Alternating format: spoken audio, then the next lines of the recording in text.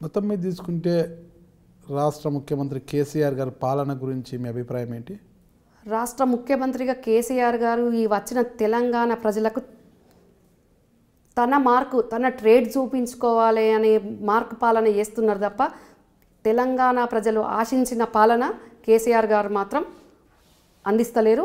తెలంగాణ ప్రజలు కూడా ఇప్పటికిప్పుడు ఏం చేయలేని పరిస్థితి కాబట్టి ముఖ్యమంత్రి గారు మళ్ళీ ఎలక్షన్స్లకు పోయినప్పుడు తగిన బుద్ధి చెప్పే రకంగా తెలంగాణ ప్రజలందరూ కూడా ఎదురు చూస్తున్నారు. కాంగ్రెస్ పార్టీ ఇచ్చింది కాంగ్రెస్ పార్టీ అయినా మేము ఈరోజు ఈ ముఖ్యమంత్రి మాటలు నమ్మి మేము వీళ్ళకి పట్టం కడితే మమ్మల్ని ఈరోజు అసలు కొన్ని దగ్గరలండి మేము బయట తిరుగుతుంటే ప్రజలు అనుకుంటున్నారు అసలు తెలంగాణ రాకున్నా బాగుంటుండే, కానీ ఈరోజు ఈ ముఖ్యమంత్రి పాలన ఇంత అధ్వానంగా దరిద్రంగా ఉంది. అసలు మాకు మంత్రులేమో మాకు అపాయింట్మెంట్లు ఉన్నాయి అంటారు, మంత్రులకు ఎమ్మెల్యేలు వినరు, ఎమ్మెల్యేలకు ముఖం లేదు, కార్యకర్తలకు ఎమ్మెల్యేలు ఏం పనులు చేసే పరిస్థితి లేదు, గ్రామాలలో తిరిగే పరిస్థితి లేదు. ఇక ముఖ్యమంత్రి గారు చెప్పింది ఒకటి చేసేది ఒకటి, అన్నీ ఆయన ప్రకటనలన్నీ ఆరంభ శూరత్వం ఉంటుంది, మళ్ళీ అవి పక్కదారి పడతాయి.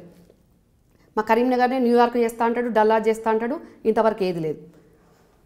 ఇక మరి ఇంకొక మాట దీక్షా దివస్ పేరు మీద కూడా చెప్తున్నానండి. ముఖ్యమంత్రి గారు కూర్చున్న దగ్గర నుంచి ప్రసంగాలు చేసిన, ఉద్యమం నడిపిన విద్యార్థులు కానివ్వండి, తెలంగాణ టీఆర్ఎస్ పార్టీ నాయకులు కానివ్వండి, ఎవరైనా కూడా ఇందిరా పార్క్ దగ్గర ఒక ధర్నా చౌక్ ఉంది. ఏ విధమైన నిరసన తెలపాలన్నా దాన్ని ఒక వేదికగా చేసుకొని నిరసన తెలిపేవాళ్ళం అంతకుముందు. కానీ అక్కడ నుంచి నిరసన తెలిపితేనే ఆంధ్ర నాయకులకు కానివ్వండి, ఢిల్లీ నాయకులకు కానివ్వండి తెలంగాణ ఉద్యమం ఏ రకంగా జరుగుతుందనేది తెలిసింది.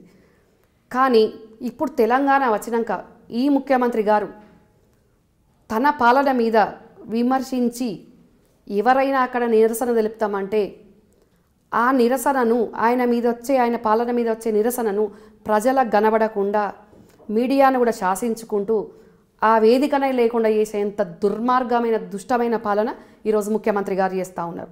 ఈరోజు ఆయన మీడియానే పాత్ర పెడతా అన్నారు, 10 కిలోమీటర్ల లోతుకు బొందబెట్టి పాత్ర పెడతా అని మీడియానే అన్నారు.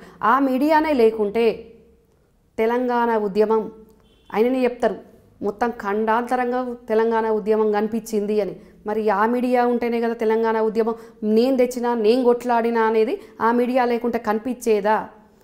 అప్పుడు ఆంధ్ర మీడియా అని ఇప్పుడు మాట్లాడుతున్నారు ముఖ్యమంత్రి గారు. ఇప్పుడు మాట్లాడట్లేదు, ఇప్పుడు కొంచెం సరెండర్ అయిపోయినారు, మొన్నటి వరకు మాట్లాడినారు. మరి ఆ ఆంధ్ర మీడియానే లేకుంటే మీరు ఉద్యమం చేసినట్టు తెలంగాణ ప్రజలందరికీ కానివ్వండి, దేశాంతరాలు కానివ్వండి, ఢిల్లీ వరకు కానివ్వండి ఎట్లా కనిపించేదని నేను ముఖ్యమంత్రి గారిని ఇక్కడ నుంచి అడుగుతున్నా.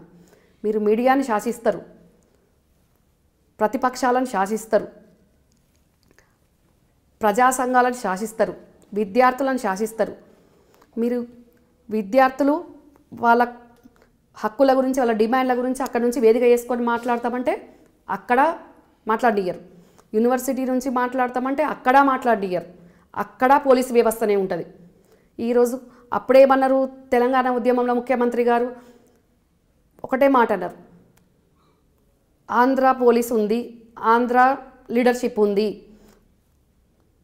దయచేసి తెలంగాణ పోలీసులు మీరు ఏదైనా లాఠీ చార్జ్ చేయాల్సిన సందర్భం వస్తే మన తెలంగాణ విద్యార్థులను మీరు ఆంధ్ర నాయకులకు, ఆంధ్ర వాళ్ళకు భయపడేది ఉంటే మీ లాఠీలను నేలకేసి కొట్టండి, కానీ మన విద్యార్థుల మీద వేయద్దు, కొట్టొద్దు అని చెప్పారు. మరి ఇప్పుడు ముఖ్యమంత్రి గారు చేసే పని ఏందండి?